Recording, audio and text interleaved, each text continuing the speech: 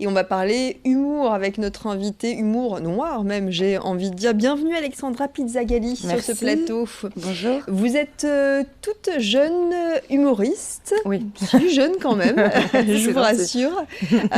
Vous jouez à Lille au Spotlight, Oui. une scène et surtout un spectacle que vous rôdez un peu partout en France, en Belgique. Ça s'appelle C'est dans la tête.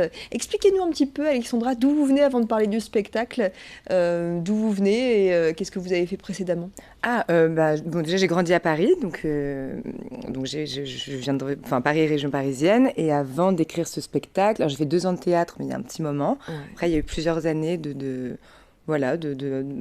laisser aller, où il y a des choses qui se sont passées et qui ont infusé. C'est ce que j'aime dire. Vous avez fait les cours Florent? Ouais, 2 ans de cours Florent. Avant ça, j'avais fait des études de publicité. Et en fait, après, toutes ces années, des choses qui ont mûri, etc., au bout d'un moment, j'ai décidé d'écrire le spectacle. Et je me suis lancée dans l'écriture du spectacle. Alors, c'est du stand-up, c'est ça? Non, c'est un seul en scène. Un seul en scène. C'est un seul en scène. C'est-à-dire que je suis seule en scène, je m'adresse au public. Parfois, il y a des moments de sketch, des moments vraiment de sketch, et, quand le personnage se souvient ou qu'elle se projette. Et voilà, donc c'est vraiment un spectacle où il y a un peu de tout, mais c'est toujours un seul et même personnage, et c'est pas moi qui parle au public. Et alors, ce personnage, est-ce qu'on peut dire qu'il est quoi? Il est déjanté, il est dépressif, il est un peu désaxé, on s'en rend compte très très vite. Parce qu'on se rend compte que le personnage, que cette fille que je joue a un rapport quand même assez particulier à elle et à ce qui l'entoure, au monde en général. Et en fait, au fur et à mesure du spectacle, il y a des indices qui amènent vers le dénouement. Et en fait, on se rend compte vraiment à la fin du spectacle pourquoi. Il y a un dénouement, on comprend le pourquoi du comment, en fait. Alors, il faut le dire, c'est assez trash. Vous mâchez pas vos mots. On va en parler justement juste après ça. Mais avant, un petit extrait, La vache en salopette, ça vous parle, Alexandra? Oui, beaucoup.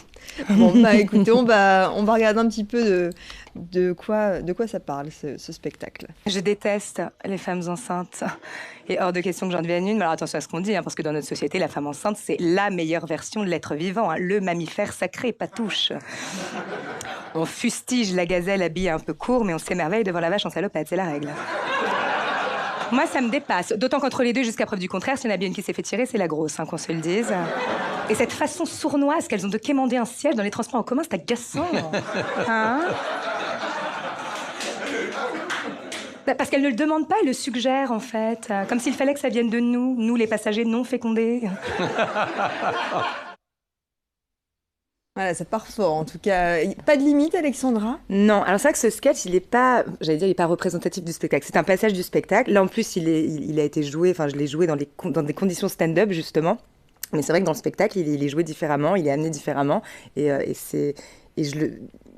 Voilà, on a une idée de l'univers, et voilà, on sait quand même plus ou moins quel genre d'humour on va aller voir. Mais c'est vrai que il y a plus, c'est plus complet. Je ne sais pas si je suis claire. Il faut aller vous voir, en fait, pour comprendre cet humour. C'est vrai qu'il y a pas mal d'humoristes, notamment filles, dans le trash, que l'on voit apparaître de plus en plus, qui se font connaître. Filles et garçons, d'ailleurs. Ouais. Des garçons, mais je trouve de plus en plus de il y a une vague vraiment d'humour féminin. Il y a une vague d'humour féminin dans ce contexte trash. Comment souhaitez-vous faire une place à l'intérieur de toutes ces jeunes humoristes qu'on voit débarquer dans ce domaine-là?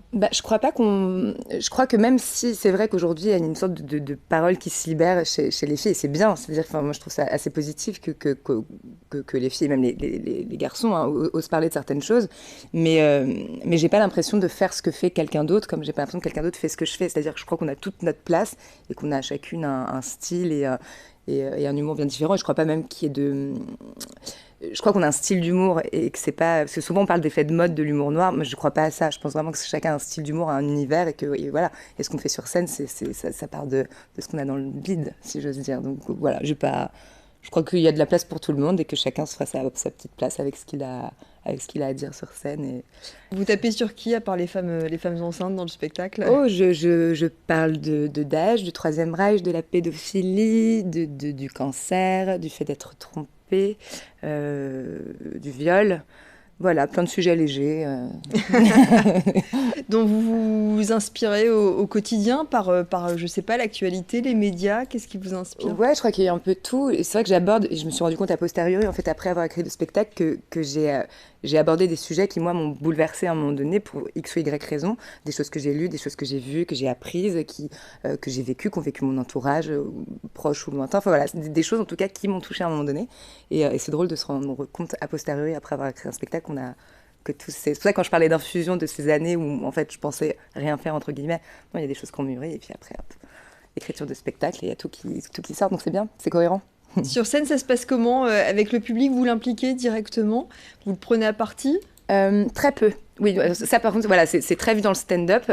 Moi, c'est vrai que c'est là où c'est un peu plus théâtral. Alors, je m'adresse au public. Parfois, je le prends à partie, mais c'est jamais, voilà, je reste pas sur une personne pendant 2 heures. C'est vraiment au début où je m'adresse un petit peu, et après, quand même, c'est quand même, je reste dans le personnage et dans le spectacle. Et voilà, je fidèle à ce que j'ai écrit. Et après, voilà, s'il se passe pardon, ça va? Oui, bien sûr. Il est encore debout, donc ça va. S'il se passe des choses, voilà, dans la salle ou quoi, forcément, je vais rebondir dessus, parce qu'il n'y a pas, voilà, il y a pas de quatrième mur qui est... Mais non, en général, j'emmerde pas le public, je le laisse tranquille. Et en ce moment, c'est ce qu'on appelle la période de rodage. Vous testez, entre guillemets, le spectacle dans des petites salles, en l'occurrence à Lille, le Spotlight.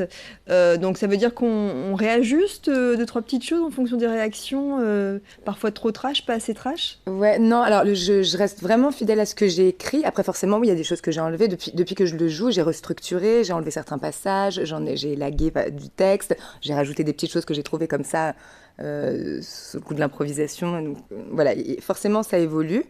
Et c'est bien, c'est positif, c'est le fait de le jouer régulièrement et qui fait que nous, artistes, on progresse en fait et qu'on fait évoluer un spectacle. Mais bon, c'est du spectacle vivant, donc c'est jamais pareil, on ne vient jamais avec la même énergie, le public n'est jamais le même, donc voilà, il y a toujours des... Faut pas... Voilà, je le laisse vivre, puis quand j'ai envie de changer des trucs, de bouger des choses, je le fais, je le teste. Après, il y a des choses que je remets, voilà, que j'ai enlevées, que je remets, que voilà, c'est sa vie, c'est sympa.